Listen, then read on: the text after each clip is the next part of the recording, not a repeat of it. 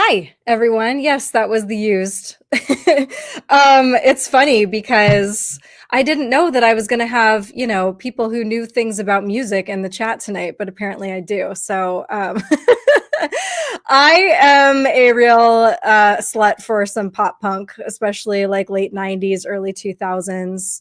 Um, so, yeah, that one is heavy in my rotation, let's say. I love that song. I love most songs that are kind of that, like that genre. That is, I think part of it is that it just brings me back to that time in my life that was so, yes, Newfound Glory, same thing.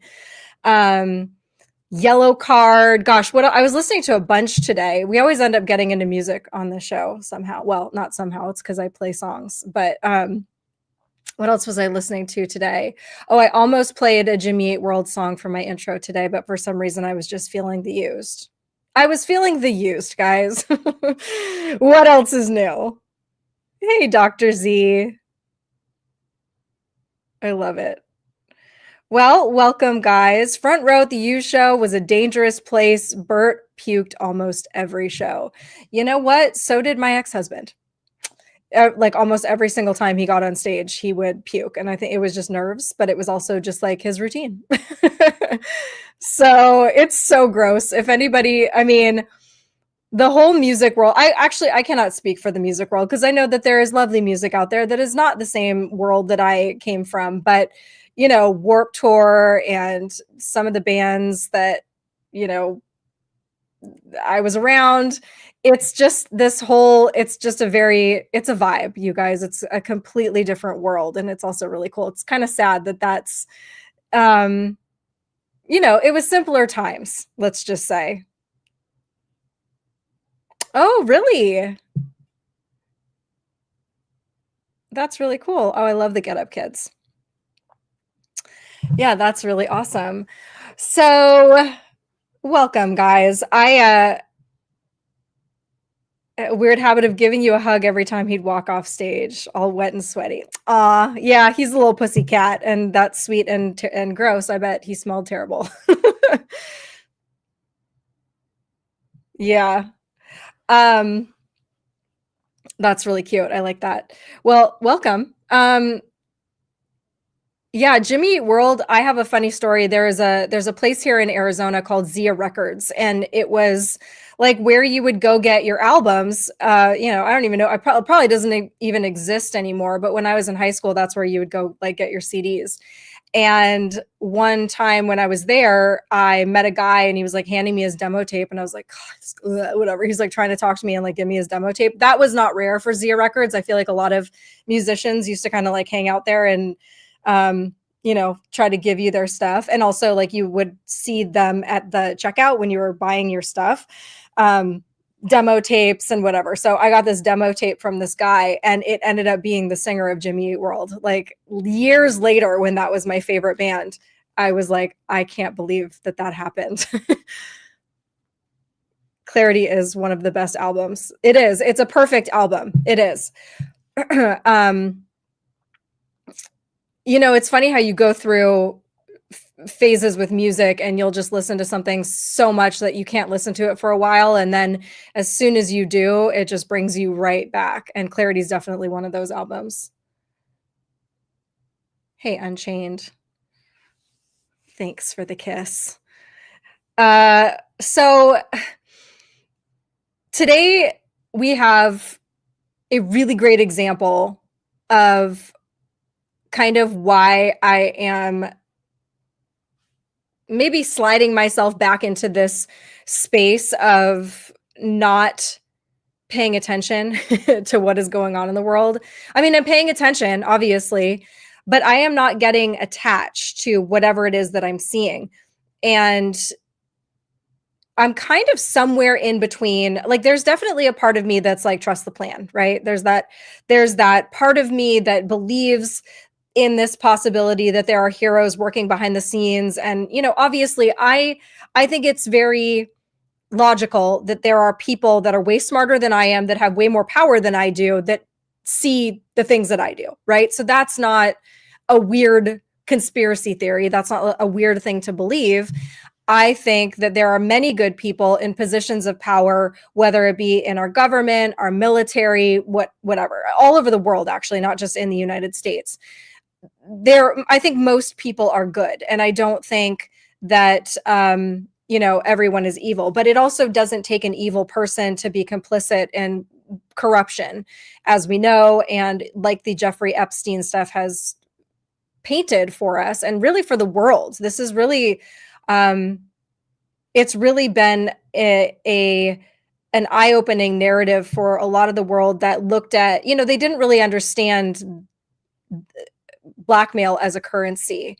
And, when we think of people that do stuff like that, it seems like we want to think of mafia, right? We want to think, or like low level gangbangers, or just like rotten people somewhere out there, in the dregs of society. But I think Jeffrey Epstein was one of the first times that people really considered that this could be a worldwide form of currency that very powerful people use against each other. And really, that makes a whole lot of sense. And it doesn't take somebody necessarily doing an act of evil. It could just be that they are put in a position where they can framed to be, or maybe the lives of their kids are threatened, or things like that. That's blackmail as well. You don't have to necessarily do something wrong. You can be framed. There's all kinds of stuff. But I do think that there are probably people that have done some very bad things wrong. And hey, Chickaboom. I know that when I worked at Playboy, I never saw anything myself, but learning after the fact, years after the fact, about this idea that it was a CIA honeypot, and that they would take pictures and videos there of people doing things, whatever. I kind of put it together with some of the things that I did know, and the stories that I had heard from people, from the girls that I knew that went upstairs. And I was just telling that story to a friend of mine today about the butler that I met that actually nobody remembered. And I honestly think that he was some kind of a guardian angel. That's the only way that I can put it. But it was the first time I was there, and he promised to show me around if I promised him that I would never go upstairs again. And this was when I was 20 years old. I had been flown out. I was staying at the Playboy Mansion to do my first pictorial, and none of the girlfriends who were living there at the time were there, and Hef wasn't there either because they were in Cannes for the film festival. Anyway, the butler took me around. I got to go through Hef's closet. I tried on a pair of his pajamas. I think I tried on several pairs of his pajamas, actually. And I got to do my whole thing, and I held up my end of the bargain. I never went upstairs again. And I tried to ask everybody there, the kitchen staff. There was a lady that was like just kind of in charge of the house, all of the butlers. Nobody remembered this guy. And this place did not have a turnaround. These people were old as dirt because they had been with Hef since he basically settled there.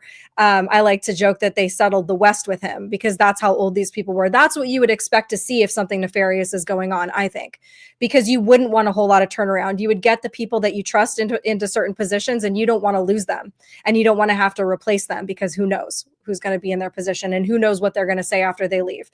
So anyway, that guy didn't exist. But I do think that it makes a whole lot of sense with just the world, and just my understanding of the world. And so I don't think that is I don't think that's crazy to think. But now we're seeing whatever is starting to unravel with this Epstein case. And while I do trust the plan on some level, there's also a part of me that's like, I'm not coming unraveled every time something is happening, but that's very much because I'm not allowing myself to attach to any outcome on a particular timeline, because I know that I have no control over that. I have no say over that. Whatever is going to happen is going to happen. I'm still going to speak about it.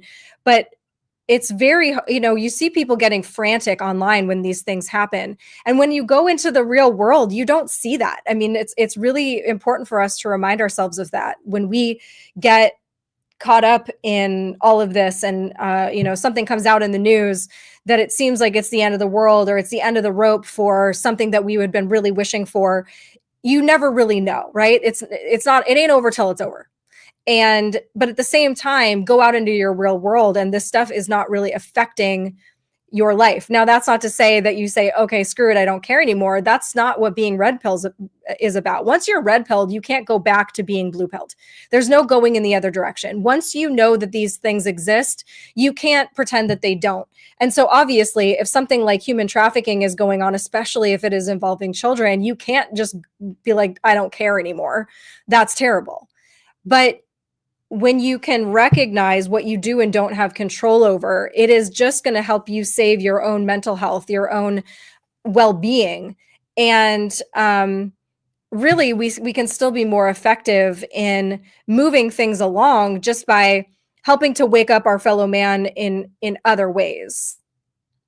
There is no going back to the matrix. Exactly, Joker. Hey, Patricia. Hey, Michelle. Hey, Lulu. Hey, Powered by Spirit.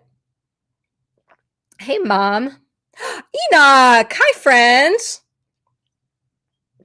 Hey, Dirt. What a great crew. Brian says, all the latest drama tells me that we're close to the big Epstein unsealings. Yeah, it's very interesting. Yes, it has been a long time, Michelle. It's really nice to see you. But, when people are rage quitting the movement every day because of something like this, you have to kind of wonder, like, what is it all for? What are we here to, no matter what, we can't give up. Because like I said, the stakes are too high. What we're talking about is too big of a deal. And it's not like there's another option. It's not like, okay, well, if I stop talking about it, or if I stop paying attention to it here, then, I can go do something about it over here. Everything that you can do while maintaining, an eye on this space. It's just that that's why I fall somewhere in the middle. I'm not rage quitting the internet every other day, but I'm also not trusting the plan in that I don't look at everything that happens and think, oh, well, it must be a good thing. In my heart, I kind of do feel that way.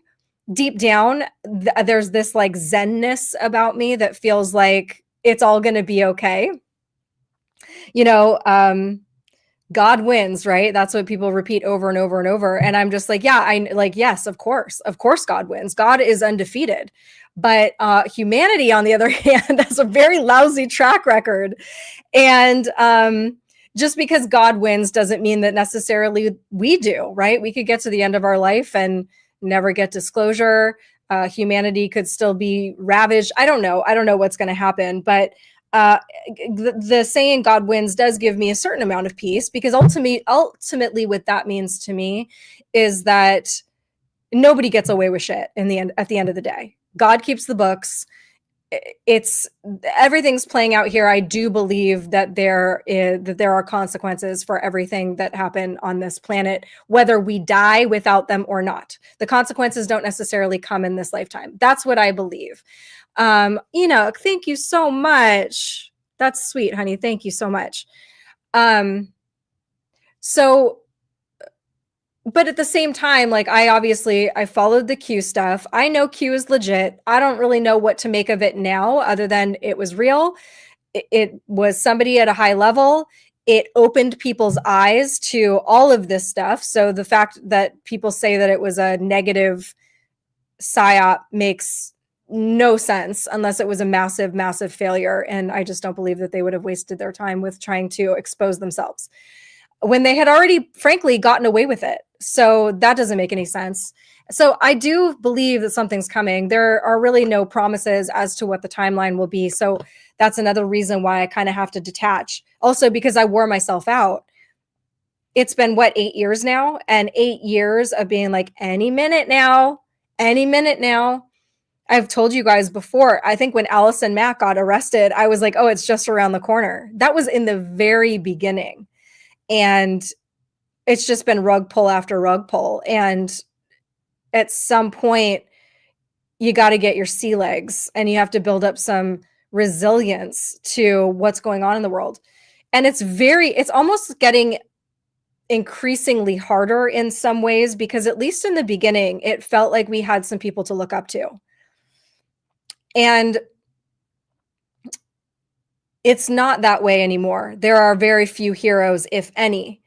And I'll tell you why I think that's a good thing. It's because I think it would be actually a big mistake if we had people that just cleaned it, that we could just like turn our brains off and fully trust.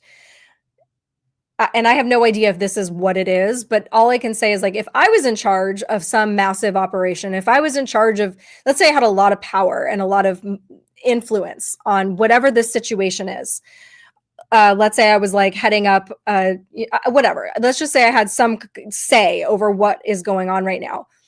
If I saw people slipping into hero worship again with anybody, even if it was somebody that kind of deserved it, somebody that actually was a hero and was cleaning up messes and deserved our respect and all that, but I saw people turning them into an actual hero or just completely blindly following them, I would want to see them do a few steps and make people kind of like wake up and remind themselves not to do that.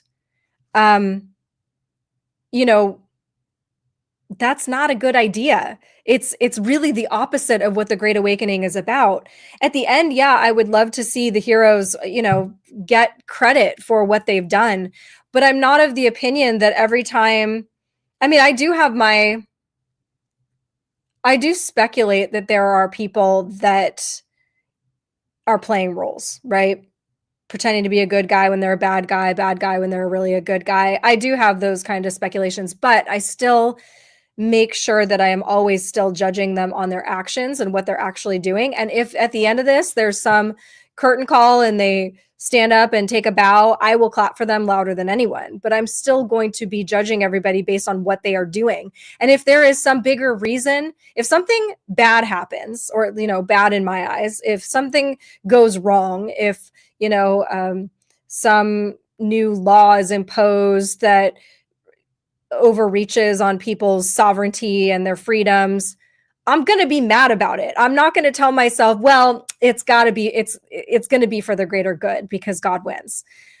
So that's not where I am right now. And I haven't been there for a long time. And I think it's kind of saving me because I'm not stretching out my rubber band. I'm not making myself exhausted by the process like I used to be. Brian says, I think Q said very early in the drops, because this is international, it has to be done in a way that doesn't touch off a worldwide or mass suffering. That makes complete sense to me. Obviously, here in the United States, we are very US centric, but I have likened this to bed bugs. If you have bed bugs in your house, you can't clean them out of one mattress. You have to clean it out of your entire house. You have to wash everything. You have to pull everything up. And if you wash the entire house and you miss one bed and it still has bed bugs, guess what's going to happen? That corruption, those bugs are going to spread again. So I'm sure that if there is this global cabal, which most of us believe in, that it has its tentacles in everything and it has to be unwound in a very precise manner. I mean, you've got people that will flee, that will hide. Who knows what people can do if they're tipped off to what's going on. And so I do see an element of there needing to be secrecy, which is very frustrating to me as someone who kind of thinks that all secrecy is wrong when it comes to something that affects other people. Like, you can have your secrets as long as they are only affecting you. But the second your secrets involve other people's lives, I think it's wrong to keep secrets. I think that everybody should have the ability to think for themselves. And fleas suck too. Yeah. I've never had bed bugs.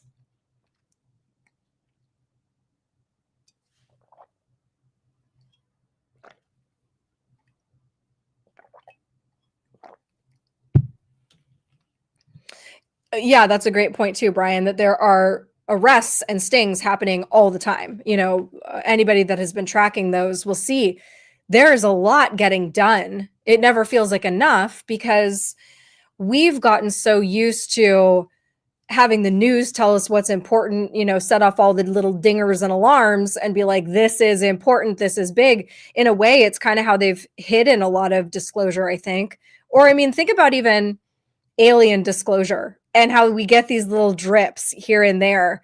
And some of these things that they kind of drip out to us are actually a massive, massive deal when it comes to debunking what we have been told they know about space, aliens, extraterrestrial life, water on other planets. I mean, they were so certain about this stuff, and now they're coming out and they're like, yeah, well, never mind. So there is water over here, and there are bacteria over here. And oh, by the way, we do have this spaceship over here that didn't originate on Earth. But anyway, did you see that the Celtics beat the? I mean, it's like,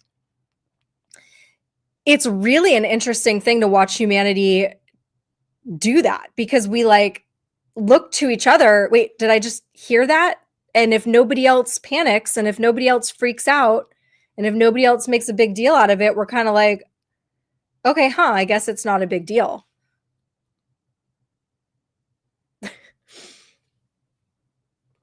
Chipmunk infestation. That's the cutest thing ever. That is like all of my childhood growing up watching Chip and Dale. Which, by the way, my favorite Christmas anything was the Mickey Mouse Christmas episode where Chip and Dale get into his Christmas tree. Love that. We are pack animals. Exactly, Joker. Hey, Claudette. Hey, Victoria. So yeah, that's kind of where I'm at. And I know you guys know that about me, and it's probably why you're here. I'm sure, you guys might be getting your information from other places. You're not coming here to hang out with me and get that stuff. I know you guys know that by now. This is a whole different thing. But it does have me thinking about, I was saying that in a way, I feel like we're in a worse place. It's actually a better place, but it feels worse and it feels more chaotic, but it's actually kind of better because I think something's just getting exposed. When I first woke up, there were all these accounts that you could follow, and there were all these people in the government that you were like looking for hints that they were in on this and that they were actually doing the right thing, and a lot of people that you thought were heroes. And then slowly but surely, one by one, they all started doing stuff that was irresponsible or didn't make any sense or was hypocritical or lying or cheating or stealing or whatever it is. And I'm not just talking about like people in government. I'm talking about influencers and things like that. The people that we started to follow because we're like, oh, well, here's a person with a big voice and they are saying the things that I like and the things that I believe. So I'm going to follow them. And because we're decent human beings, we believe everybody is like we are. We believe they think and feel and act and behave the way that we would. And so we're not thinking like, oh, they're going to pull the rug on us. They are lying. They are using other tactics to lie to us in a bigger way, even though they're speaking mostly truth. They're trying to get us to absorb stuff. Now I think that stuff is coming out, and it's a very confusing time because we're looking around. All of the social media influencers, I think, for the most part, have shown their ass at this point. And if you go back and you look at what they have said and how they slid on this and slid on that, and it's crazy because you're just like, is there anyone with integrity anywhere? And of course there is. But the problem is that a lot of those accounts, like, who knows who or what is actually behind them? I mean, even if you get like a name and a face to attribute to it, even if it's somebody who puts their name and their face out there, the fact is that it is very, very, very easy to buy influence, to buy your following, to buy likes and reposts, not just on Twitter, by the way. You could do it on YouTube. You could do it on Rumble. You could do it on, we were literally looking at this the other day because this was brought to my attention. It was talking about something not actually something kind of related, but whatever. And so there were some of us looking at one of these websites. You could buy influence on OnlyFans. You could buy it on, actually, I'm going to look it up because This is kind of funny. The things I was looking at this, I'm like, you could literally, if you just had money, which by the way, our adversaries do, right? If this is an information war, the war is being fought here. It's not, they don't need to buy ammunition and weapons and, boots on the ground and any of that stuff. So think about how much money they have spent on stuff like that in regular war, and know that they have that much to spend on this war. So, okay, there is this website, and there are so many of these websites. So you can buy your entire following and engagement on Instagram, TikTok, YouTube, Twitter, X, Facebook, Spotify, LinkedIn, Pinterest, Telegram, Kick, Reddit, OnlyFans, Tumblr, Quora, Threads, and there are more. Rumble, Clubhouse, Discord. Okay, so keep that in mind, you guys. Mixcloud, Vimeo. Vimeo still exists. Daily Motion. What the hell is that? VK, Shazam. Anyway, the list goes on and on and on. So let's think about this for a second. Psychologically, when we come across, let's say, a tweet, I know myself, I come across basically like the same 3 thoughts 19 different ways in a day when I'm going through Twitter. When it comes to politics, it's like these 3 points are being made by all these different people. They're all saying it like slightly differently. Sometimes they're saying it verbatim because things are literally being copied and pasted. And then the rest of my feed are all like animals and, whatever. But the political stuff, it's like there are 3 opinions and they're being said in slightly different ways all day long. Okay. So let's say you have a ton of money and you create this persona. Now, the persona could be hidden behind an avatar of a kitten, or it could be an actual chick or an actual dude that you place at the head of this. Maybe it's you, maybe it's not. I was actually surprised to find out that some people that are, portray themselves as just like a person on the internet actually have entire teams that work with them. Which I guess that makes sense if you get to a certain level and you're making money doing content on social media. But at the same time, the reason that worries me, why I think it's important, is people should understand what somebody is, because once you become a business rather than just a person putting your thoughts out there, I don't care how principled you are, that does change the dynamic. There will be things that you can't say unless you risk losing a sponsor or, losing some of your audience. And then that becomes a consideration. And I'm not saying that everybody goes by those considerations. Like they could just be like, yeah, I don't care. I'm still going to say the things that I'm going to say. But if you're actually making a living at doing this and you've got children to support by doing this, yeah, you might not touch on certain topics every once in a while because it might harm your income. So somebody, I'm not looking at the chat right now. Somebody could just take some money and you start buying followers, you start buying your influence, you start promoting your tweets, and now it's showing up on people's feed. And when somebody sees it, if somebody sees a tweet and it has 1.4 thousand likes on it, psychologically, that does something. As much as we think we are above it, as much as we think we are better than that, we know better than that, it still does it. We're still like, oh, this is what most people are thinking, or this is what a lot of people are thinking, or, there must be something about this. They said it better, or, whatever. There must be something about this person. People trust this person. And it can be completely fabricated. Now, there are certain, hi, BB. The thumbs up, okay, so yes and no. BB asked if the thumbs up too. Oh, actually, she's asking Chickaboom. I'm missing entire swaths of conversation, but I can answer that. Yes, you can, because I'm sitting here in front of the website, one of the websites. By the way, there are hundreds of these websites. And Yes, you can buy likes too. But from what I find, like for example, with Rumble, let's say for example, you can buy like or you can buy viewers, right? So I could right now on this website, I could buy 1,000 viewers, and they would all pop into my chat.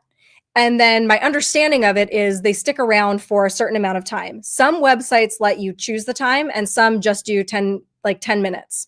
So you would all of a sudden see my numbers go up from 3 to 1,003.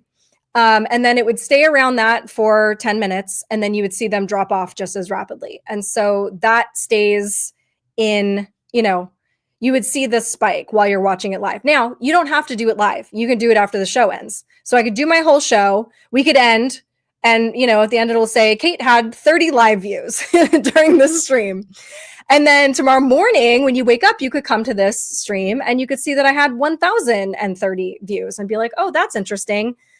Many more times people watch Kate when she's not live than live, which I don't actually think happens. I do think people watch your show when you're not live, obviously, but I think more people watch it live. Not 600% of your audience isn't going to watch it in the dead of night. So yes, you can do that. But when you're buying likes, from what I see, the likes don't show up for days, because these websites now, Rumble, YouTube for sure, Twitch, DLive, whatever, they now know they're on to people that do this. And so they are trying, the services are trying to make it less obvious that they do this. So instead of just dumping 1,000 likes into your stream, they spread it out over a number of days. And actually, I have this in front of me so I can look. So on Rumble, for example, just because we're here. Okay, so buying Rumble likes. So if you buy 50 likes, it takes 1 to 2 days for them to populate, for them to show up on your stream. If you buy 1,000 Rumble likes on a video, they take 4 to 5 days to populate into the stream, to show up on the stream. If you buy 2,500 likes, it's 5 to 7 days. And if you buy 5,000 Rumble likes, it's 7 to 9 days. So it takes many days. But if you set up your stream and buy the likes right away, you could probably get yourself to the leaderboard or up on the leaderboard on Rumble the next day. But you're not getting all the likes right away. The only reason why I would see somebody doing this, number one, maybe to get on the leaderboard, but also if they were buying views, this would make it less obvious, I guess, because if you've got, I don't know, 360,000 views on a video, but you only have 1.2 thousand likes, that's kind of suspicious. And, you can look around at people that are not, you can just look around basically at any old Rumble, and you'll start to get a feel for a certain percentage of likes to or a certain ratio of likes to views. So yeah, but now you can even buy comments on Rumble, which I don't know what those are. I'd be curious, are they just being hey, hot stuff? Are they all commenting the same thing? Are they customized for the channel? I have no idea. The only thing that I think you can't do is buy the engagement in the chat. So, and I have heard that they are going to start showing the number of people chatting in Rumble. Rumble is a newer platform. They probably don't have the manpower to stay on top of stuff like this. Things like YouTube do for sure. They are, they probably have automatic systems that check for, spikes that all of a sudden, all the people file in, it plateaus, then all of a sudden in the same exact fashion, they file out at the same rate. That is not organic. Ask any statistician, ask any person that knows anything about math, ask anybody who sat in on a Rumble video. That is not how it works. People don't just all of a sudden at the same time decide that it's bath time. So, those are indications. So basically, hey, Real AF, thank you. So it's very easy to fake the funk when it comes to being an influencer. And there was a video of a girl who was buying her views. I think she was a gamer. And so I don't care as much, whatever, it's a gamer. It's still cheating. I don't like it, especially, I mean, it's cheating on all kinds of levels. I don't like it in the space of content creation because it's cheat. If you have advertisers, you're literally you're a thief because your advertisers are paying per view, and if your views are fake, then they are buying advertisements to robots, and that's not right to do. But like, she was some gamer who was just trying to make herself look a little cool. I think she was trying to buy 20 people, 20 views. It wasn't even like a huge deal. She got kicked off of whatever platform it was. I think it was Twitch, but she was she had her screen up, and I guess she had like different tabs because you can buy it while you're live. And she had the tab open on her screen that was visible to everybody where she was buying this. And somebody called her out for it in the chat, and she took off and she was all embarrassed and whatever. And I think she actually ended up getting kicked off because, obviously you're cheating the system. Rumble, YouTube, whatever, they're putting ads on your shows as well. And so they are going to be protective as much as they can be of the fact that you have authentic viewership, because they don't want to get sued by the advertisers either for misrepresenting what the advertiser is getting for their dollar. So, keeping these things in mind, when we go to Twitter, when we go to any social media, Instagram, TikTok, whatever it is, and we see these inflated numbers, we see these people that kind of came out of nowhere and they have these major followings and they're getting a ton of engagement.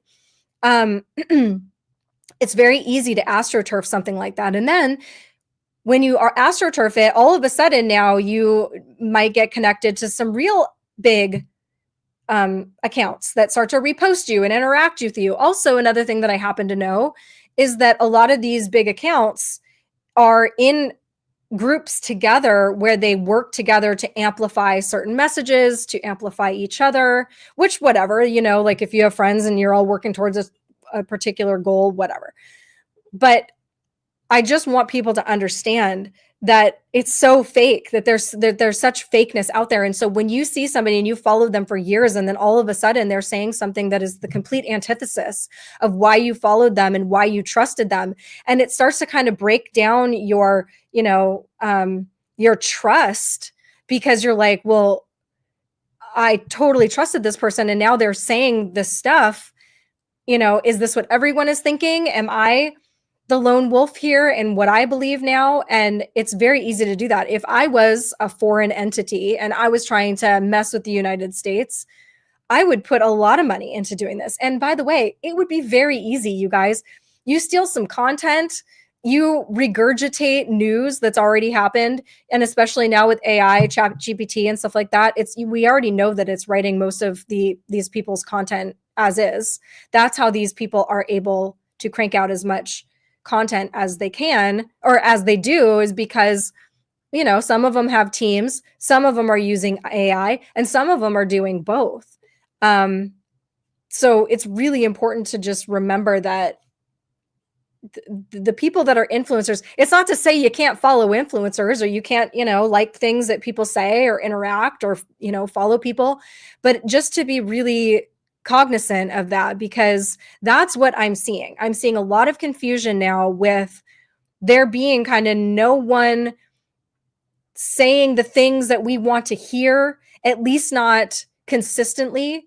And when I mean inconsistencies, I'm talking about big old inconsistencies, like people that all of a sudden were simping for Ron DeSantis and now are back on the Trump train. That to me is like, okay, yeah, we can change our minds sometimes, but that is like, if you didn't get Trump during that era, during that phase, then you never really got him, in my opinion. You never really understood what it was that he was doing. And does that mean you're a terrible person? No. But does that mean I trust you? Also no. Because I want to know what drives somebody. And if they lose their integrity anywhere, if I see their integrity wobble anywhere, I'm going to take that into consideration with how much I'm going to believe them going forward.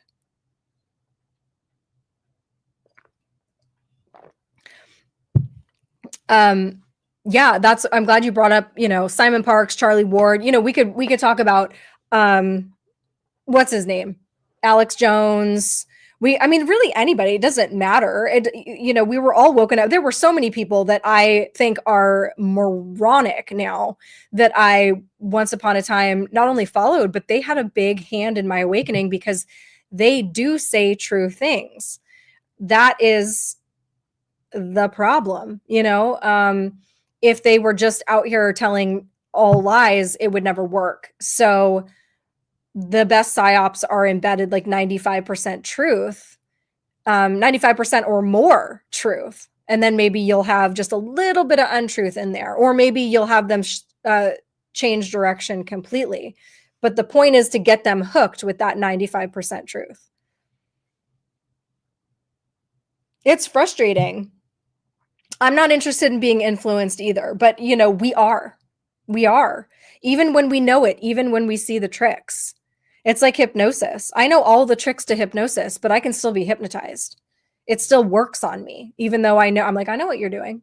I know what you're trying to do to me right now. You're trying to put me into fight or flight. You're trying to give me anxiety. It still works. Because let's face it. Even if we don't believe what the influencers are saying, it's still going into our brains. We're still seeing it. I don't care if you don't follow them.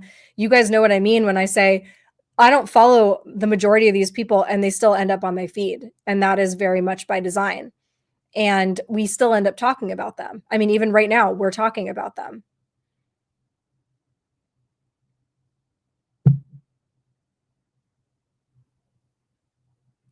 Yeah, Michelle says we all got our start with those people because they were the low-hanging fruit in our faces. Exactly. And also there are genuine people would have come along a lot later than the plants for the most part, because the bad guys know that they're the bad guys and they know that they're doing bad things and they're way ahead of us in that way. Like, okay, a crime has been committed and now we're trying to figure out, we see that the crime, like the dead body is there, and now we have to retrace the steps and figure out the crime. Well, the murderer knew from the second they murdered the person that they were the murderer. And so they would have gotten a head start on covering things up or whatever. So I think the second that this movement started to happen, whether you even want to okay, let's say it was the Q movement. Let's say it was Q, because that was a big one, or Pizzagate or whatever, right around that time. They would have had eyes everywhere, in the places that people talk. Reddit, 4chan, 8chan, Facebook, Twitter, all the places. And they would have been taking inventory of what people are saying and how can we steer this conversation. They would have already been embedding their people. They would have been like, okay, who do we need to infiltrate?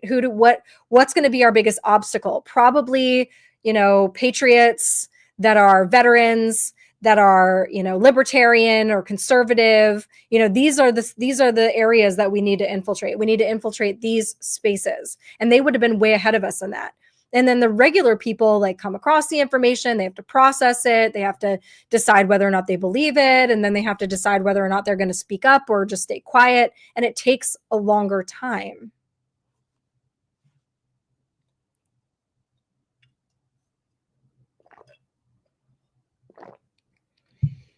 Yeah, Michelle, he was an interesting one because from my perspective, it was like that guy was just here to fight. And I'm like, I get why people want to stand up. Sometimes there is some arguing. I used to fight a lot more than I do now. I don't. I haven't for a long time. But in the beginning, I'd get into arguments with people, or I'd go tit for tat, because I'm thinking to myself, not necessarily that I'm going to be red pilling the person that I'm talking to. You kind of aren't going to be. Although I did have some very good experiences where somebody came in one direction and I was able to kind of sway them, but that's very rare. But I would get into those fights because I'm like, well, other people might see this conversation. And to me, that was what Twitter was all about. It was like eavesdropping on these conversations. You got to come across different points of view, different perspectives, and then see conversations about it. And because it wasn't Facebook and that you don't have to know the person, you can come across somebody completely random. And because it was a shorter format, people had to make their points more concise. You weren't looking at, 4-page novels that people were writing out like they were on Facebook.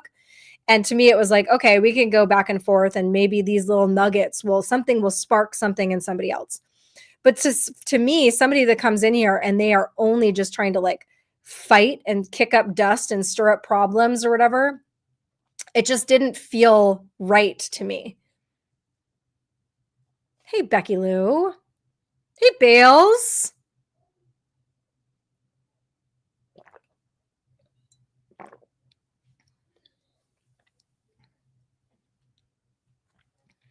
Yeah, and then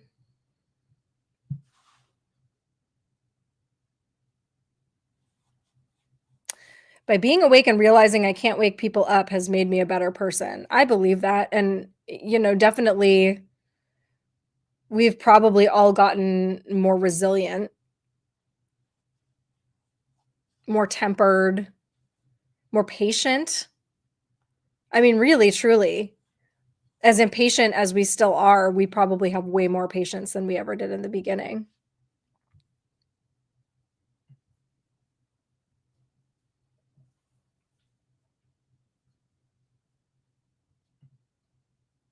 Hey, Sam. Sorry, I missed that. You were hidden. You were hidden behind my page to buy Rumble likes. So it's frustrating. It's frustrating for me just as like a person that's here and wanting to see us all move the needle.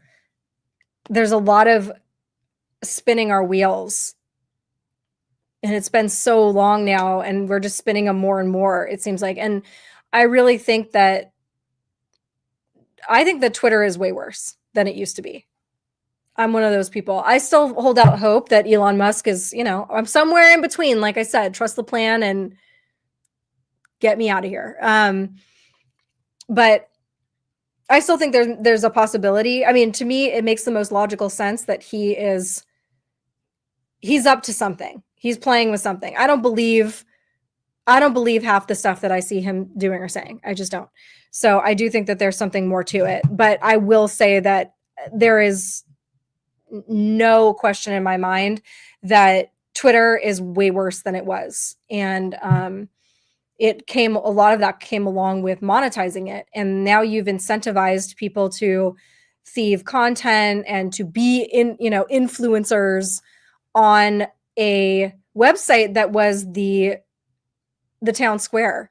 It's almost like you took the town square. Like, think of in your mind of what represents the town square to you. It's like a bunch of people from the town all being able to discuss the matters of the town. And then now you've given 100 of those people megaphones.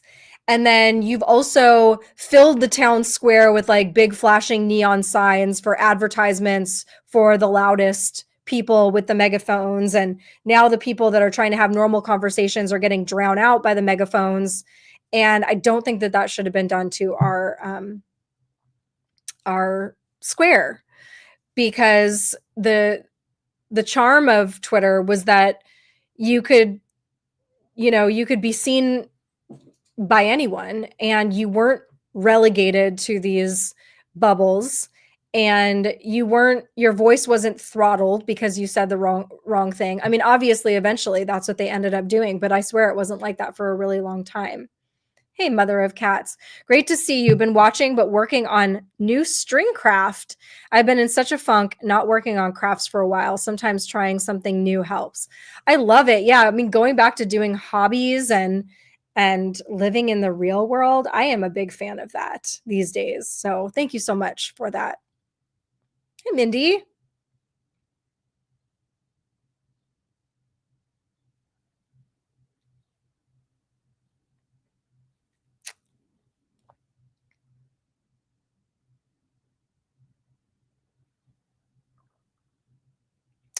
Tessa, I can't do X for long. I come and go in waves. Most of my content now, because of what I engage with and what I actually spend my time looking at, is a bunch of animal videos. So it's far more pleasant than it used to be. Sorry, guys, hang on one second.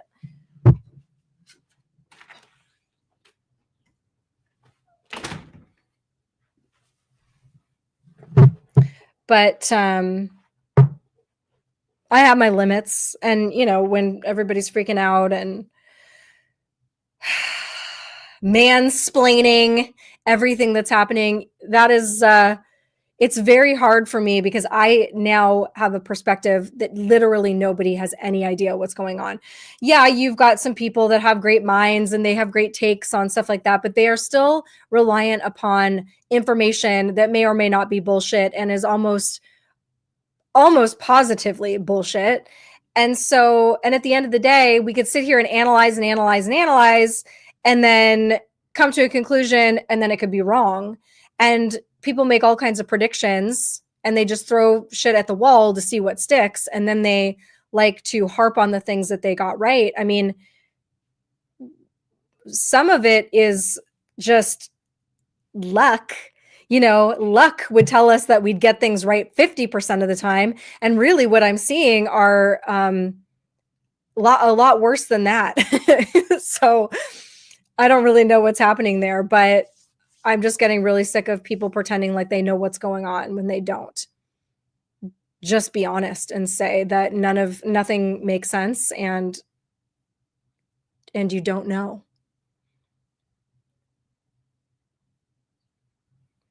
Oh, I like those funny videos too, Michelle. What are bottle kittens? 3 weeks old.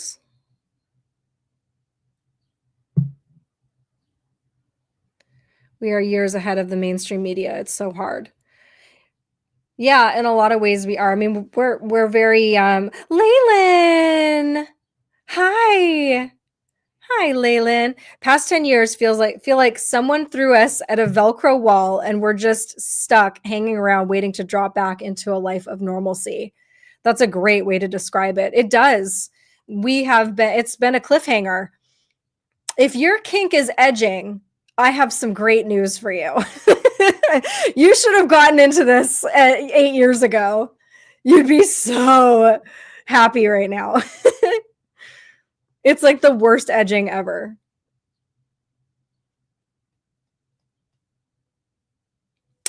Yeah, it's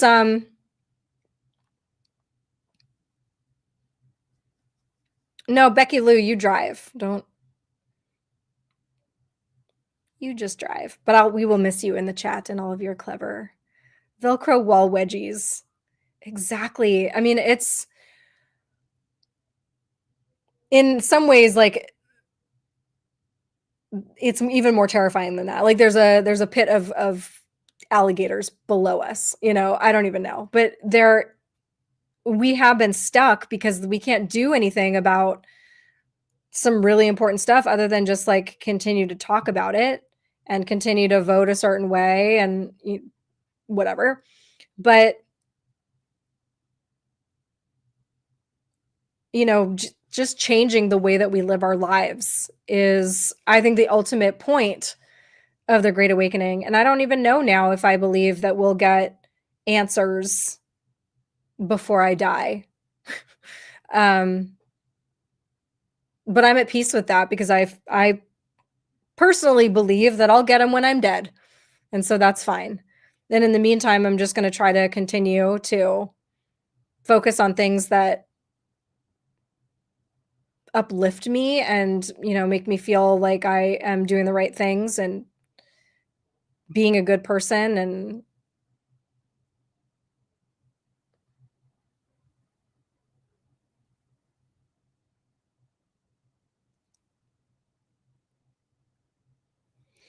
yeah, Joker says, seriously, Kate, helpless to make a difference, can't even wake up family and friends. I really think that it'll be somebody else that will wake up your family and friends. And just because you can't, you come in, doesn't mean that they won't. They just are less likely to believe you than they would even a total stranger. And it's weird how that works, but you've got your own dynamic with your family members. Zilosophy for all says Kate paid for this Rumble rant. Crazy what you can buy these days. I am going to just start sending myself Rumble rants. It's such a racket, you guys. It really is. Like it's expensive, right? It's expensive. Don't get me wrong. To buy the bots and to buy views and whatever, it's expensive. I think we were looking at, okay, so for example, now I have to go back to views because I went to likes just so that I get it right. But oops. So let's say you started at nothing. Nuts. Why is it doing that? There we go. Booyah. Hold on one second. Archie's coming. Hi.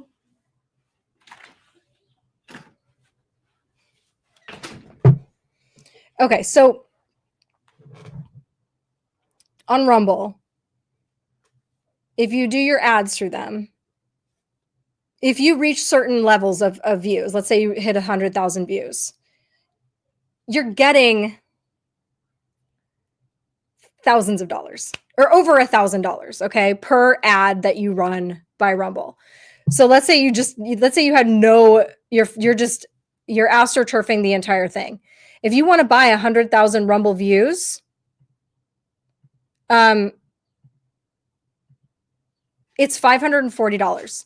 So you would literally still be making money on it. And please, I hope everyone knows that I am not trying to talk anyone into doing this because I think it's absolutely despicable. I think it's fraud, first of all. I do think that even if Rumble isn't onto this now, they will be soon, as will all platforms.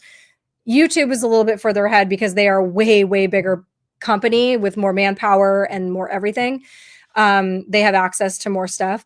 So I hope that everyone doing this will eventually be caught for doing this because you are, I mean, and the other thing about Rumble is their advertisers are like the kinds of people you want to support. They have a lot of America First advertisers and, you know, people that are supporting a free speech platform. So you don't want to rip anyone off, but especially those kinds of people. I mean, I would feel despicable. But anyway, it's a total racket. You literally in one ad would make double your money, and then the rest of it is just gravy. And it's really, really frustrating that these things exist. It sucks that people are like that people will cheat the system. And of course, I care about the cheating of the system, but I mostly care about people, you know, inflated influencers that are probably living in Taiwan that are pretending like they're America First and they're trying to be a part of our conversations and steer the conversations in a way that doesn't behoove us. Be like Deborah. I think what's bothered me the most is that we can't really rely on either side right now for truth. I'm with you, Kate. We just don't know. Nobody knows and nothing makes sense. Yeah. I mean, but that's kind of freeing too. Like, we can't believe either side. We can't believe anyone, but maybe that's the point. Maybe the point is that we have to find a way to not have to rely on anyone. And of course, like that is an uphill battle when we're talking about things that are going on around the world, like politically or in other countries or even within our own government or whatever it is. If we're not there ourselves, how are we supposed to? We have to rely on other people's news. Other people's accounts of what's happened, but there's got to be a better way. You know, there's got to be a better system. And the only one that I can think of is that we all have to become telepathic. It's like we really have to work on that. If you guys could just be doing your exercises every day, that would be great. How does one exercise to build their mental telepathy? Hey, BB. Oh, BB bought I bought BB's Rumble rant as well.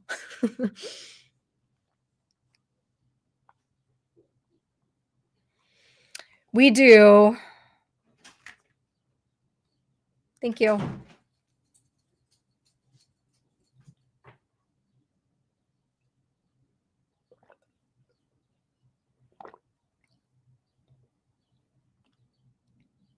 Hey, Grow.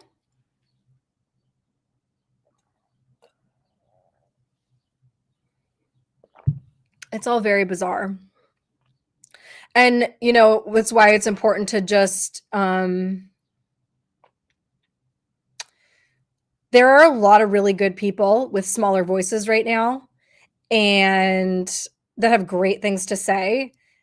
And like, if you can find somebody that's like just starting out with their podcast and, you know, not very big, give them a watch and see like what you know, what you think of what they have to say. You know, I know a lot of people watch the very big accounts,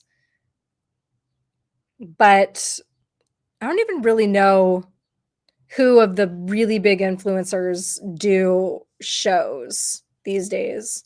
I don't really consume any of that content. I never watch anybody else's shows just because unfortunately I don't have time to. Like if I have friends that are doing shows, I will try to pop in and stick around for as long as I can. But mostly what I am consuming is on X. Hey DC. Meditation and puppy avalanches.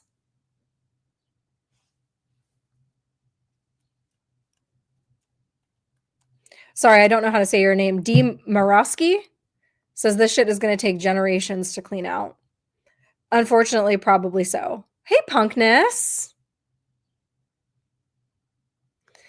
Yeah, I mean it's taken generations to do the damage. But I don't know. I guess it's possible we could unravel it faster. It's going to take aliens. It's going to take something weird. I don't know.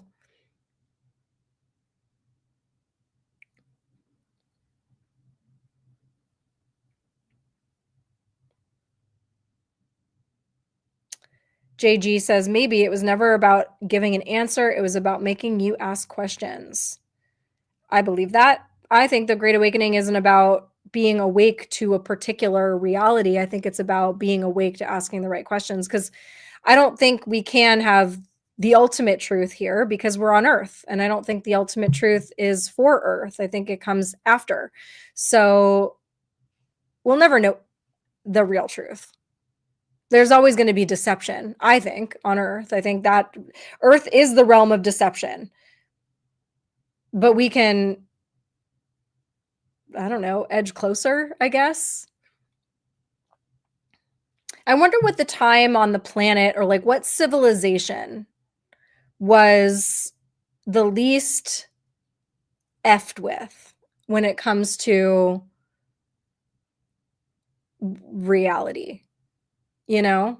And when I say effed with, I don't necessarily mean like they don't necessarily have to have been intentionally kept from the truth, but just the mere fact that, you know, whatever they were living in the influence of was making them believe something's really stupid. The ultimate truth is death. Hi, Guitar. He came to laugh at Sam. Thank you, Allison.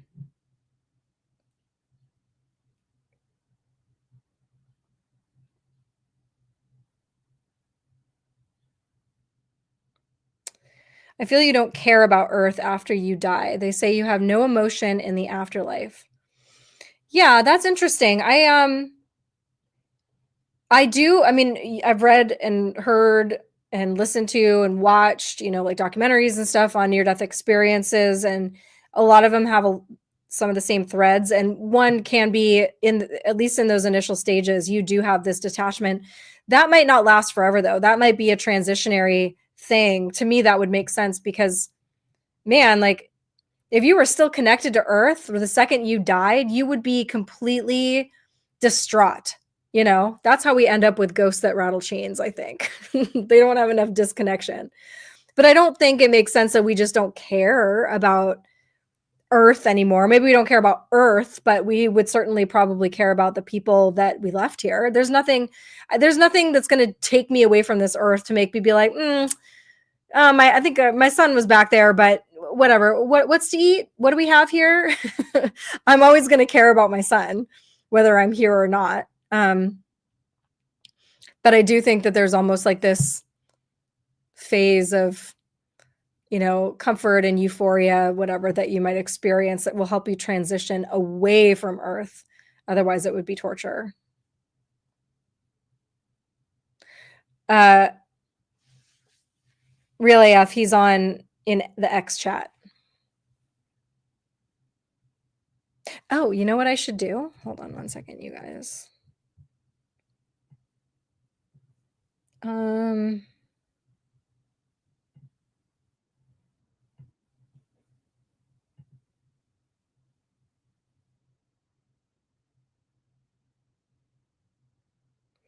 Hey, Pammy. Sorry I missed your message. I didn't think to open YouTube.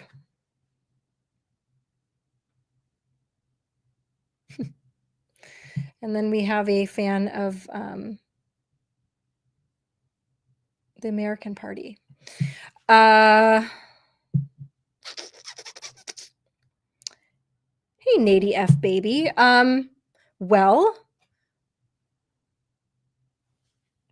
that will be disclosed at a later date.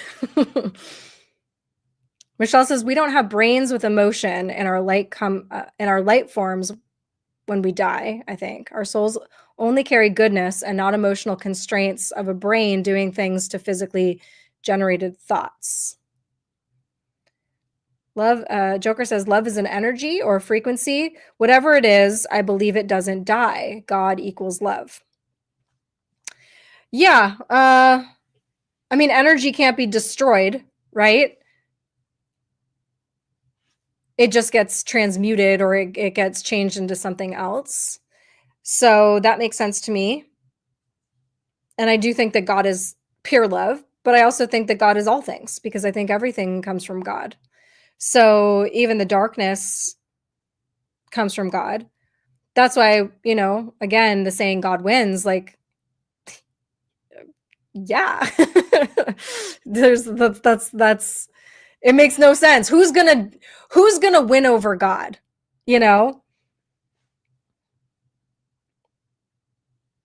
Whatever wins is because it is allowed by God. That's the only thing that makes sense to me. That's my personal belief.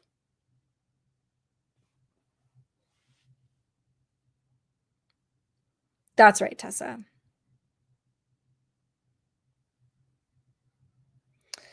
I guess it's maybe the earth ego that we lose when we die, not so much emotion.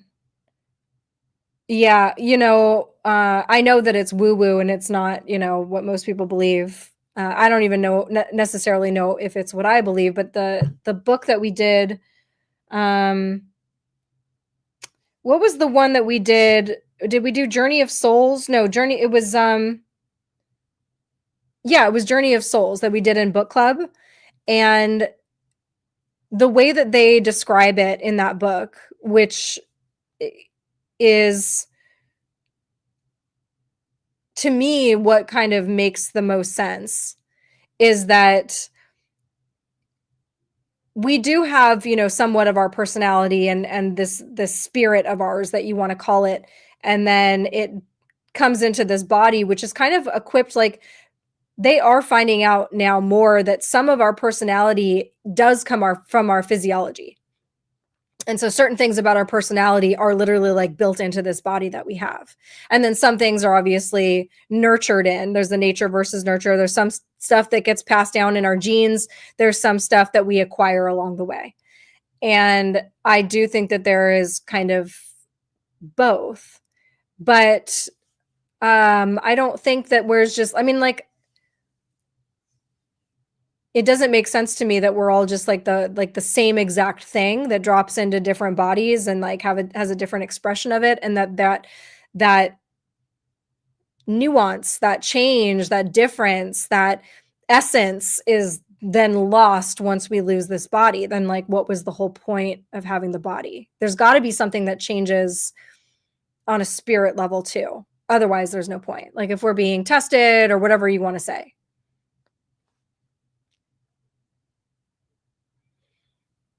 But yeah, ego is a physical characteristic from our physical brains, like you said, Michelle. But you know, because ego is the illusion of separation. It is that, you know, you think you have to fight with your fellow man over the limited resources on Earth, right? We're if I don't get this promotion, if they get this promotion, then I can't get this promotion, and then, you know, it's that survival mechanism. It's that eat or be eaten. That is what, you know, that's a big piece of ego that obviously would not exist if we didn't have physical bodies, because we don't have to fight each other for resources. And then we don't have to be, you know, we don't have to find our strengths. We don't have to find our weaknesses. We don't have to pit ourselves against other people, because what would be the point of that?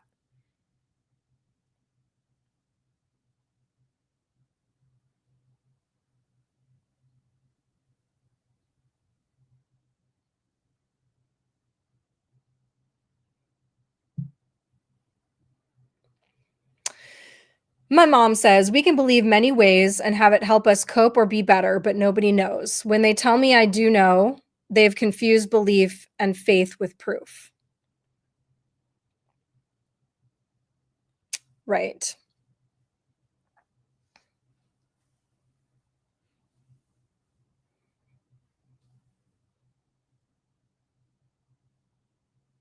Hey, Roger.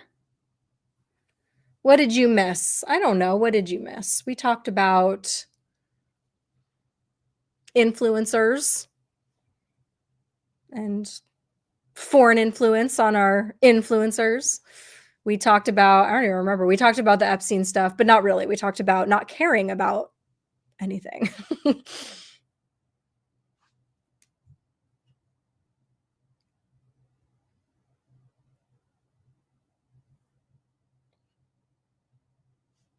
Oh, that was a very good summary, Michelle. Yes, Roger, taking us all out for drinks. Actually, I think I was telling you guys last time that I had stopped drinking, and it was May 30th that I had my last drink. It was a shot of tequila, because in honor of my friends that were moving. And and then I was like, okay, I don't know why I'm doing this anymore. So it has now been over a month, and so I feel like I'm finally starting to kind of, like, my body's starting to rebuild itself. And speaking of that, I went to go see one of my dear friends today. For the very first time, I got to meet him in person. My friend IET, or Dr. C, as some of you may know him now. IET was who, you know, he and I started We the Media together. You guys probably know who he is. He was massive on X back before X got throttled and crazy, and before we lost all of our accounts. He had, I don't even know how big his account was, but it kept getting banned, and he came back with like 17 accounts. And then he would, you know, he'd always come back and he would have like 30,000 followers the first day. So he is now, I mean, he's a chiropractor. He's always been a chiropractor, but he has this new technique that he's doing that is working miracles in people. I mean, he's just, it's incredible what he is doing.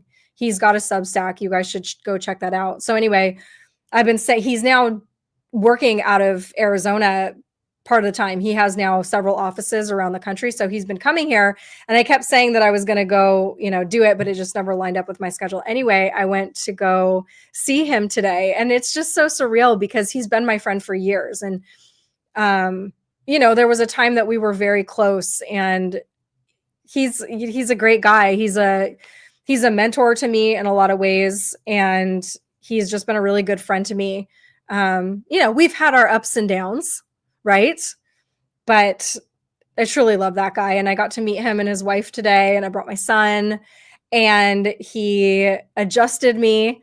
So I will give you guys updates on that. But it's so interesting. And I really love that kind of stuff. I love medical stuff, for whatever reason. I love to learn about it. And so before you go and you have your session with him, your appointment with him, you watch a couple of videos, which will kind of educate you on what it is that he's exactly doing. I think it's called the Master Reset. His X handle is now, I gotta look. OG underscore DRC. At OG underscore DRC. Like Dr. C. Dr. Z. C. I'm looking at Dr. C, and right under him when I'm searching is Dr. Z, who's also in the chat. So I was getting all messed up. Anyway, I mean, he's having incredible results with all kinds of things, but it has to do with your brainstem and basically the way that your brainstem is positioned in between, you know, your first three vertebrae and the vertebra and the base of your skull, and that it's constricted, and all these problems can come from it. It also is like resetting your spinal cord, and it unravels all this damage. It's very, very fascinating. It's very interesting. I'm telling you guys, he like barely moved me. I mean, I go to a chiropractor here. I love my chiropractor here, by the way. He is like this. I don't know what he is. I think he's Spanish. He's just this Spanish looking god kind of guy who just is, and he's totally red pilled. And every time I go to him, he is talking my ear off about everything that we talk about. It's really kind of wild. He's super cool. But anyway, when I go see him, he's like cracking me in all kinds of places. Like, and I, you know, you feel like you just got cracked. This was like, he almost barely moved me, but it was instant what I felt. And he did my son as well. And my son was actually quite out of alignment for being as young as he is. But it's not about adjusting the spine and the alignment that way. It's like really about, like I said, the positioning of the brainstem and allowing all of the brain fluids to flow, and, you know, all the nerves connect in this one space. Everything runs basically to and from this space. If it's constricted, if, you know, whatever, it can cause all kinds of problems. And so, but we were both, my son and I, like instantly super zen and mellow and both kind of in this goofy mood. So I think what happens now is the next few days, or I don't, there isn't like a given timeline, but things start to kind of unravel. So like soreness, it's funny because like I said, he barely moved me, but like the range of motion I have, and I'm already feeling sore because I was almost like, you're kidding, right? Like you're joking. That was, you didn't even do anything. It's like he breathed on me. It's like he just like kind of rubbed his finger along here. No, I mean, there was movement and there was whatever, but it wasn't like the hardcore cracking. You guys ever see those videos of the skeleton and like the chiropractor, the guy pretending to be a chiropractor, and he's like breaking the skeleton in half?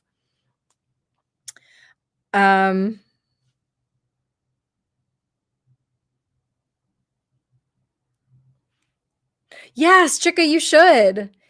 He's still here for the weekend, but you know, he books up pretty fast. I'm actually going to see him again on Sunday, but then I think he's coming back in September. But like everything kind of unravels, all the problems kind of unravel as they began. So I'm not doing a good job of explaining it, so I probably shouldn't even bother. But I will let you guys know how it goes.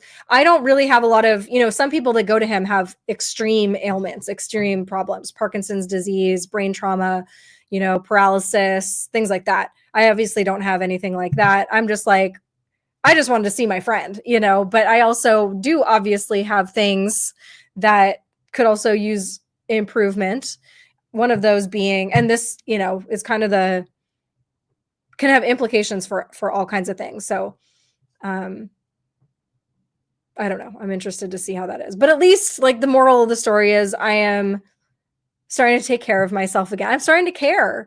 I'm starting to care, you guys. I'm starting to not just want to disintegrate and be like, screw it. I'm starting to paddle a little bit. Little doggy paddles right now. But also, you know, feeling very different. And a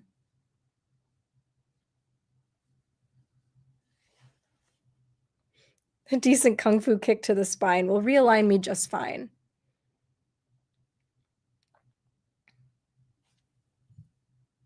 Oh no, I'm almost out of water. Buzz, hi. Howdy do, friend. DC said that's called feeling your mortality. Yes, sir. Yeah.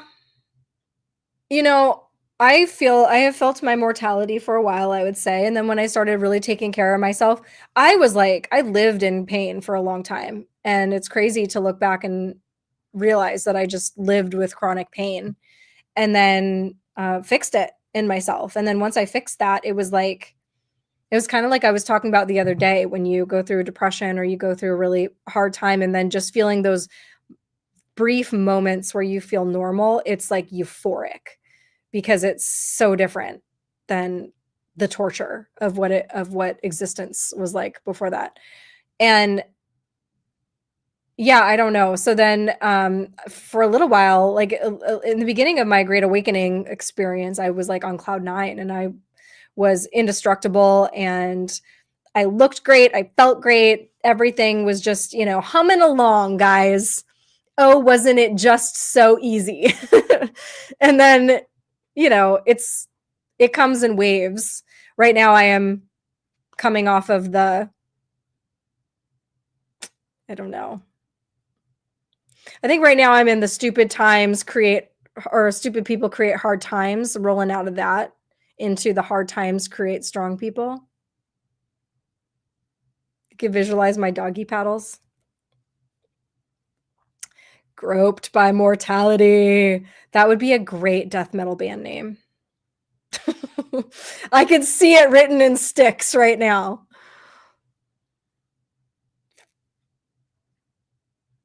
Your mortality is bigger than mine. Your mortality probably is bigger than mine.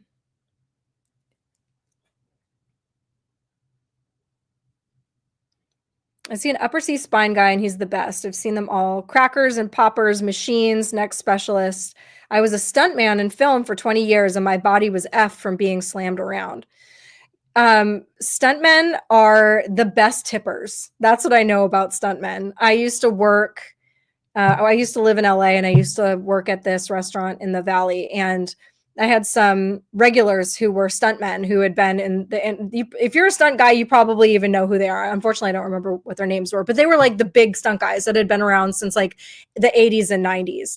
And those guys used to come in and no matter what they ordered, it didn't matter if it was a beer. They would put $100 bill on the bar and just slide it over to me and tell me to keep the change. They were very generous and sweet guys and cool. They were fun to hang around with.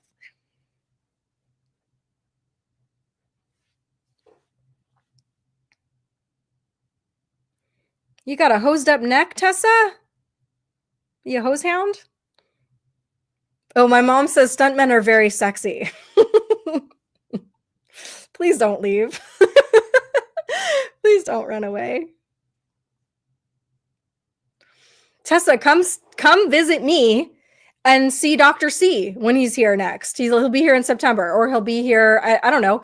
He's going to be here multiple times a year. So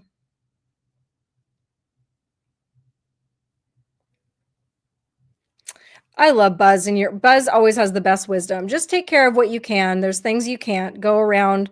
You can only go through. I'm in the going through part. Ooh, Chickaboom says she thinks men who can cook are sexy. I like a man who can dance, like real dance, not like two-step, like real dance,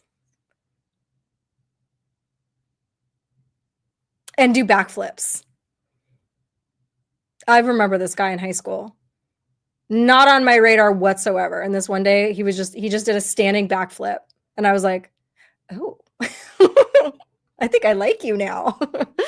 It was wild. My mom says she's too old to stalk you, but I know better. Joker. Don't say true things.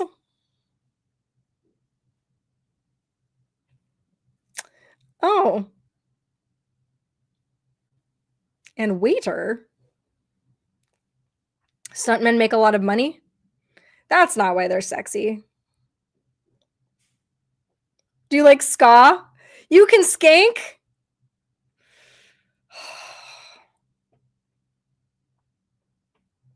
I'm not gonna say that my son was learning the trumpet, and that is my biggest, that's my greatest fear.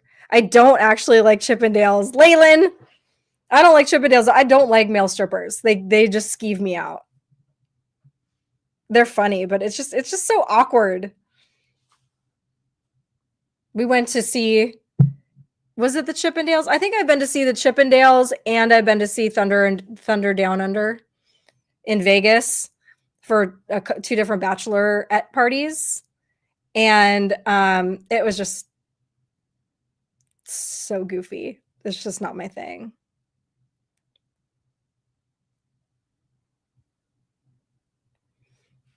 Right?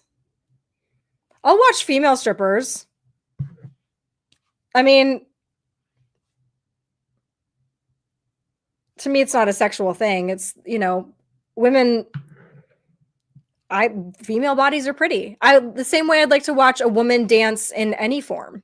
This is so creepy. No, I would like, I like ballet. I like to see bodies move, I guess. It doesn't matter whether they're doing a grand jeté or undulating, I guess. But the male body is just like that's not beautiful to me. That's just like, rah. It's just odd. You have Chippendale friends. They're as fun as friends. Their job is exhausting, though.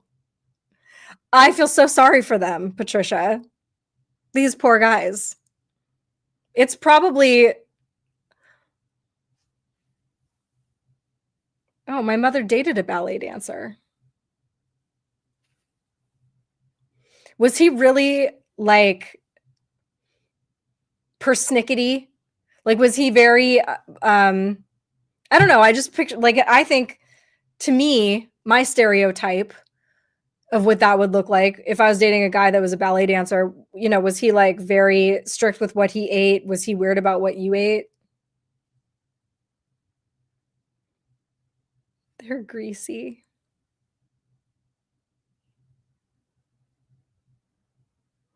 Oh, Becky Lou, I want to hear this. I want to hear the stories. How old are you, JG? Cougars and men. I don't know if there is anything in between a cougar and a man. There are really only those two categories.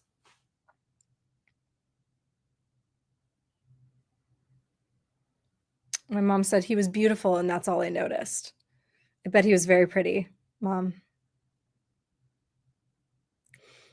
Pivotal F says, I can dance like DJT, but that's about it. Hey, is there any other kind of dancing?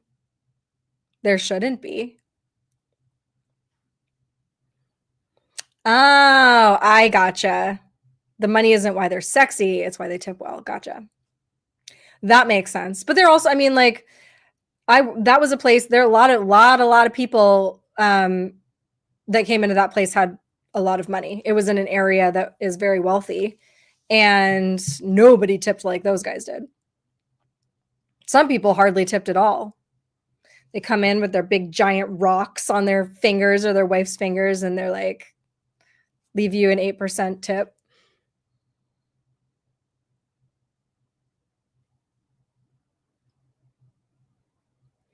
Shix, what end of the cougar situation are you on? Are you the cougar or the coogie? Becky Luhu. I know someone who dressed up as a never nude stripper and wore a red thong over the top of little booty jean shorts. Such a funny person. I love that. That was actually one of River's very first. It wasn't a Halloween costume, but it was just something that I put him in because I'm obsessed with that show. And my sister, I think it was my sister, got him these little diapers that were printed like jean shorts. And so we did like the glasses and the mustache on him, and he was a never nude.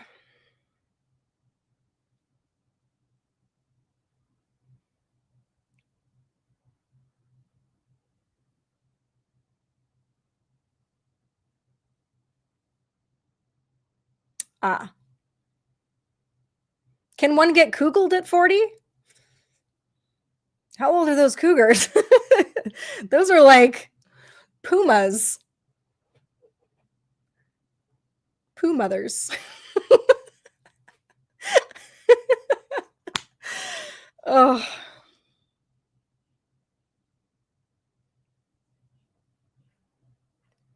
Yeah, what video was that Christopher Walken danced in?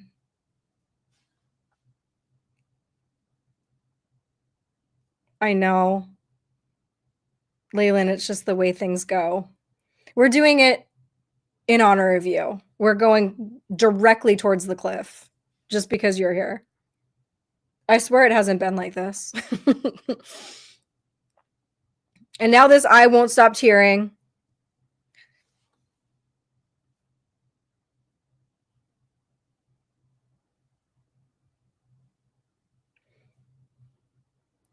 This person also danced to old time rock and roll, just like Tom Cruise in Risky Business. Silly fool. I love it. Yes, thank you, Fatboy Slim. That's right.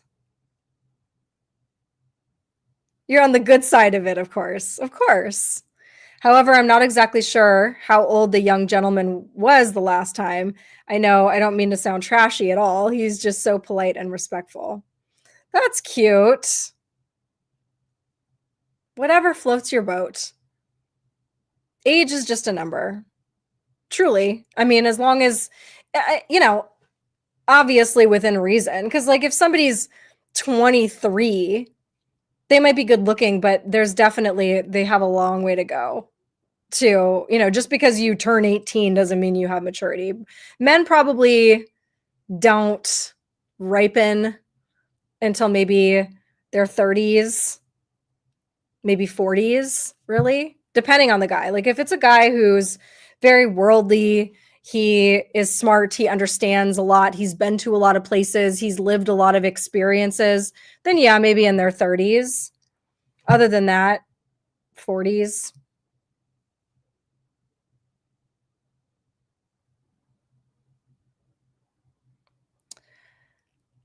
I really can't answer some of these questions.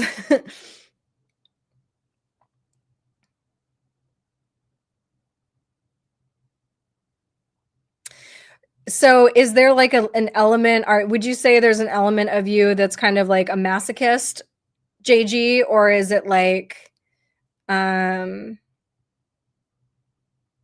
you like the kind of kid that had no fear and broke legs and whatever? Oh, I married someone 13 years older. Now I'm divorced. Age was a factor as we aged. Yeah, I can see that, especially like the younger you are. Obviously, you change so much. But then that changing probably drops off. You're not continually changing that much, probably in your 40s, 50s, 60s, but you do a whole lot of changing between your 20s and your 40s. That's for sure. One would hope. Some people don't, I guess, but that's not a good thing. It's a good thing that you're changing that much between your 20s and your 40s.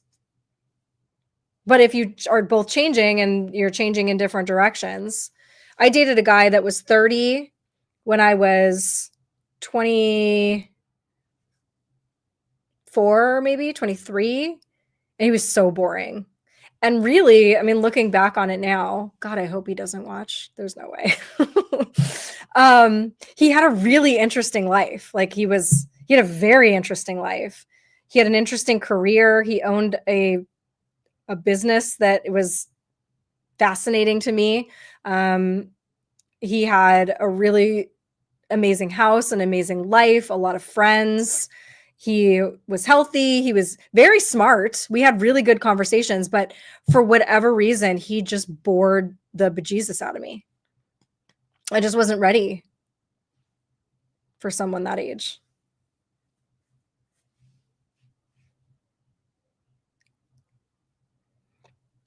Men don't hit their prime until 60s.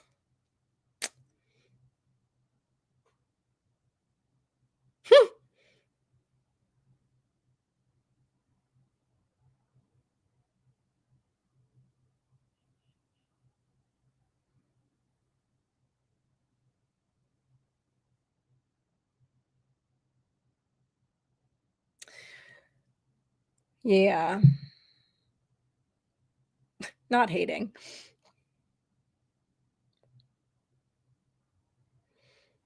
Patricia says, I dated a guy who was 28 when I was 53. I was older than his mom. Well, that could be fun. I mean, a guy that's 28 can be fun to hang out with, but like that's not going anywhere serious. But I mean, I have friends of all ages, and most of my friends are younger than I am, and that it's been that way for a very long time. I think since I've been an adult. I mean, high school and college, all my friends were my age, but kind of, you know, I think it was really in my late 20s. I had a lot of girlfriends that were in their early 20s and guy friends too. And most of that had to do with, my lifestyle at that time, that my boyfriend at the time, who ended up becoming my husband, was a musician, and he was in that world that was just younger people. Most of our friends, like, he had a job that was, he didn't have like a 9 to 5 job. So we had friends who were also kind of just like living the fun life. We didn't have friends that were like settled down, working 9 to 5s or whatever, because it wasn't our lifestyle. Well, plus we were in Southern California, and most of the people we knew were kind of in or around either the music industry or something kind of adjacent.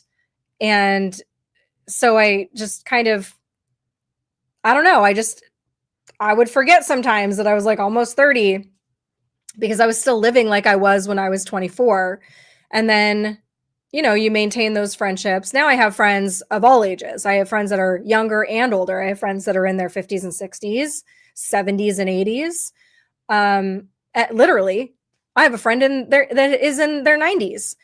And then I have friends that are, I would say late 20s all the way on up.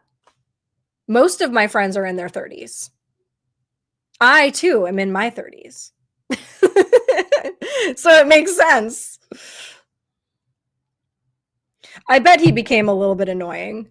I mean, it would take a really special 28-year-old. That's what I'm saying. Like, he better have traveled the world and be like a scholar of something interesting and have explored, the pyramids of Giza. And I don't know. And I don't mean on a guided tour. I mean, like, he better be splunking below the surface to the tunnels that reside underneath. I have no idea.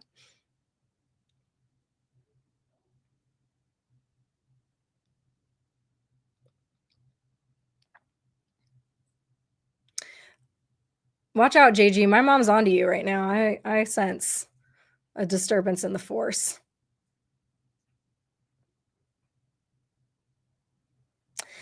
They're strong and agile and quick thinkers, and they're dead. That's my mom's favorite part. That's my mom's favorite part.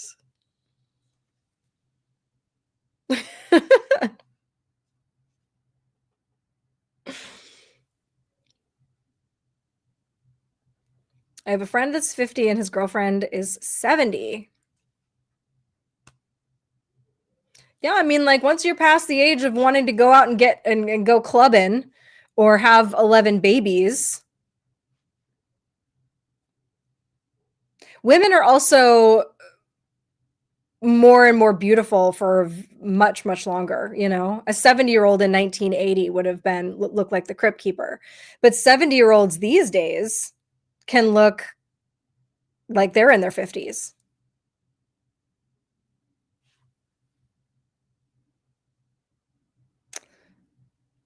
Oh, that's so cute. And not at all. Joker says, when I met Kate in Irvine, I forgot she doesn't know me because I thought we were old friends. I think I horrified her, and I was with my wife. Kate is so sweet.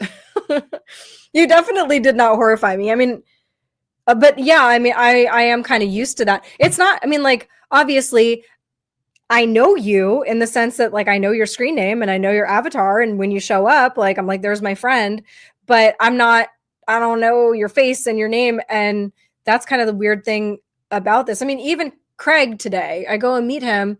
It's the first time I've ever been in a physical space with him. Like, I gave him a hug and it was emotional because I'm like, this is my friend and he's real life and he's lived in my phone for all of these years. That's just so weird, but it's also very much a real, and now I hesitate because I've had people go nuts. Um, Patricia will remember some of these stories because she lived them with me.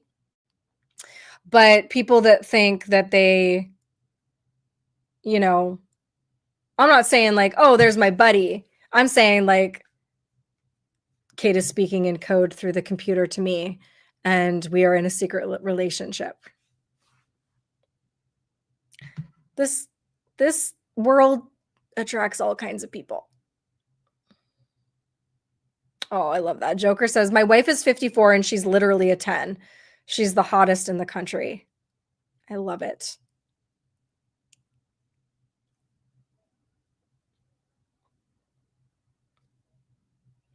Yeah, when I was in my 20s and 30s, I was obsessed with youth and I never, getting older was yucky.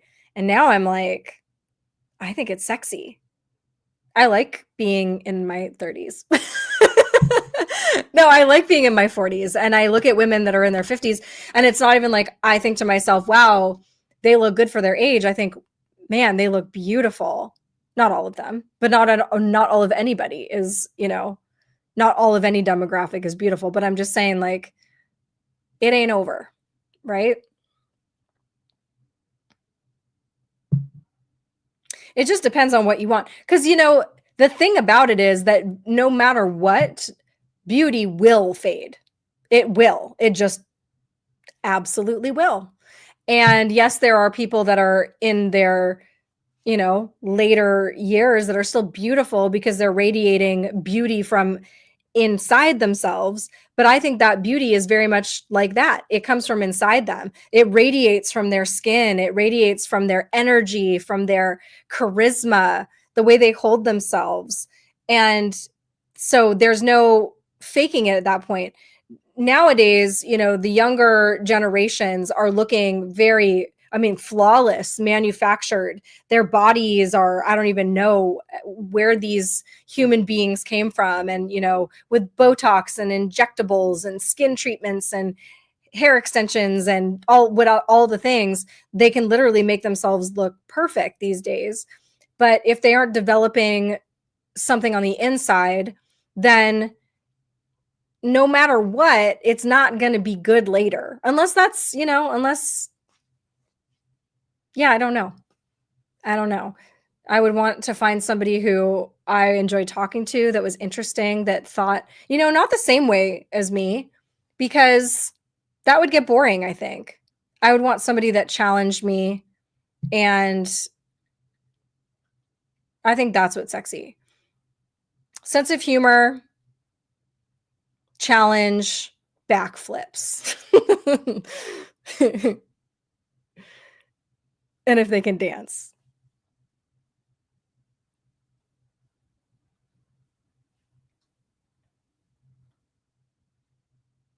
Are you serious, Patricia? I did not know that. That's really kind of freaky. DC, we might be.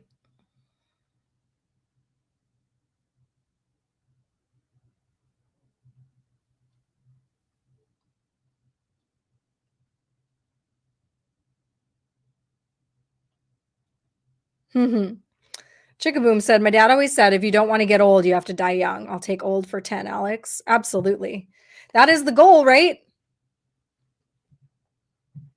I just want to feel young, I want to feel like I have life in my body, which I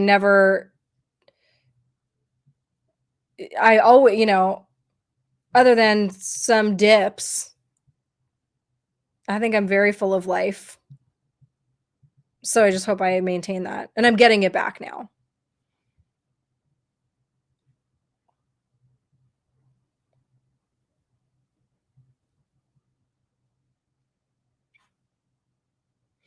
Yeah, Tessa, like, yeah, I know that you're private, but you have made connections, and you've reached out to me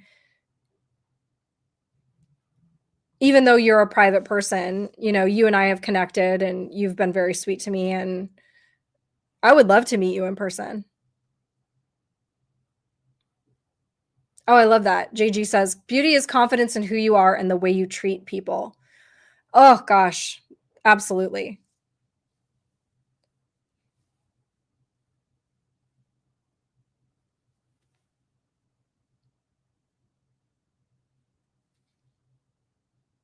There are no wrinkles on the heart.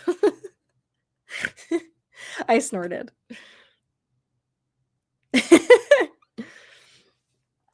Oh, Lord. Well, I am out of water, you guys.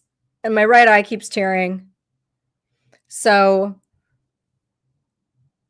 what did I have? I feel like I had announcements to make, but get your CBD at cbdandmore.com. Please, por favor. If you're buying CBD and you have not tried this yet, make the switch. Try it at least once. I'm telling you guys, it is life-changing. It has been absolutely life-changing for me for many different reasons. This is the only product that I've stuck with. I thought it was CBD that changed my life, and then I was trying other products and they didn't really do anything for me. And then there were times that I didn't realize that I wasn't taking this and felt differently. And then I was like, oh, yeah, I forgot to bring this with me on my trip. So it's not psychosomatic. But anyway, CBD and More, MOR.com. It's made with moringa oil. And it's really, I think, the moringa, which is the magic of it, as well as the CBD, which obviously is going to like help you sleep better and get rid of inflammation and do wonders for anxiety and depression and all kinds of things. And it's a really incredible family that owns this, operates it, makes it, grows the moringa themselves, and you want to support people like this. So go to CBD and More, MOR.com/Kate, coupon code Kate15. I have 2 other links down below. I now have a link for Tulip Blooms, which is Patrick's product line, and I don't have enough of the information yet to tell you guys about it, but I do know, I mean, I've gone through the ingredients. I do know the products are lovely. I've seen the reviews of them. I know they were remarkable, and people are already, buying them, loving them, whatever. If you are out of something that you need to re-up, please go ahead and use my promo code below or the link below. And that would really help me out. And you'd be supporting me and Patrick's sweet wife and their little babies. So that's always a good feeling. Thanks, Joker. You've been taking moringa the past 2 weeks. It really is amazing. Oh God. There's stuff going on right now.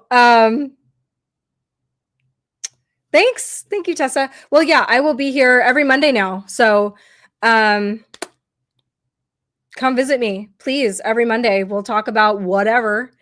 And maybe I'll start having guests on. I've been toying around with that idea. If you guys want to see that, let me know. If there's somebody you want to see me chat with, let me know. I'm around. Thank you so much to everybody that gave Rumble Rants. Thank you guys for being here, and I will see you next Monday. Oh, no, wait, hold on. I got to get my music set up. Oh, by the way, also in the thing below is my link to my Apple playlist with my music. All right. Bye, guys.